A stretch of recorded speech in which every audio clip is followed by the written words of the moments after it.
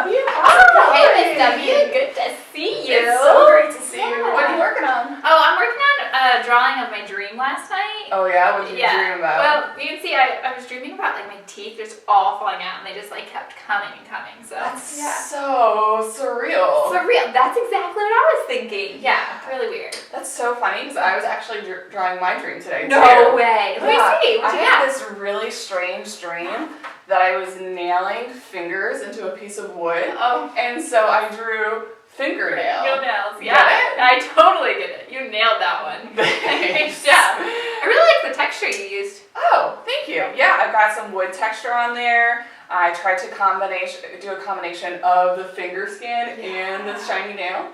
It was really fun to do. Yeah, that's awesome. Well, I wonder if we're having these dreams because we're about to teach on Salvador Dali. You know what? You're probably right. Yeah, that was crazy. Speaking of that, though, do you have some time to talk about that? Yeah, I do.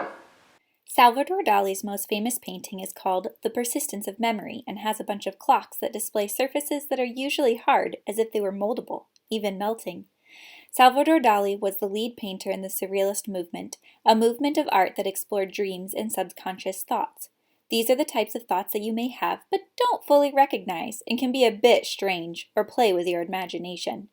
Surrealism takes different types of textures and imagery to make the mind question what is really happening.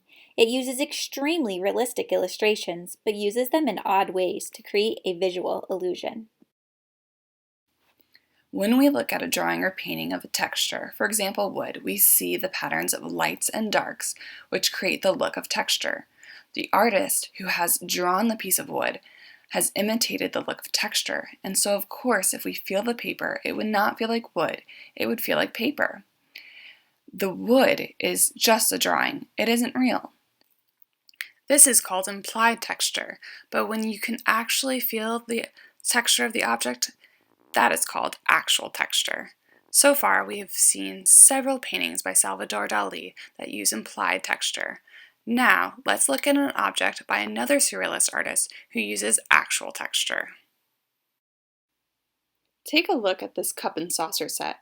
Notice something strange about it? Now, I know most of us love to pet our dogs and cats, but what if your cup was covered in fur? Would you want to pet that? Maybe. But would you want to drink out of a cup covered in fur? Let's look at another Surrealist artist's work. This painting looks like something from a strange dream. How many different types of textures do you see in this piece?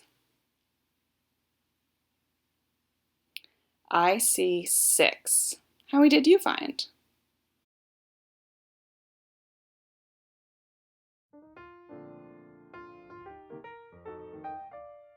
I'm going to go over wood texture right now. And I want you to hold the pencil on its side. So normally you would hold the pencil more up and down. This time you're going to hold it on its side and start with the center of the wood grain. And you want to draw this kind of like squished ovally shape. And it can be a little jagged and rough, and then you're just going to go and do it again. And again, wood is really jagged, so it's okay if the ends are rough looking. You're just going to keep on doing this over and over again. And when you want to start a new section, you're going to do the same thing. Start with your squish shape and then keep on going out from there. Good for you. If you would like to fill in with a background color, what I like to do is take my paper towel and blend in a base value. And when I do this, I may need to go back in and freshen up some of my wood grain texture. That's okay. But what this does is it gets rid of the white of the paper. I'm going to go back in and freshen up some spots. This one, I'm going to show you guys how to do smooth and shiny. So I've got my example of a spoon here, and what I've done already is I've filled in a shape of a spoon using the side of my pencil just to get a basic value in. Now I'm going to use my paper towel technique again and fill in. Now I'm going to go in and darken up a few spots to get that dark shadow that I see in my spoon. Add some values. And I'll blend them in again. The last step is to go in with a nice, clean, sharp eraser, and I'm going to go in and add my highlights.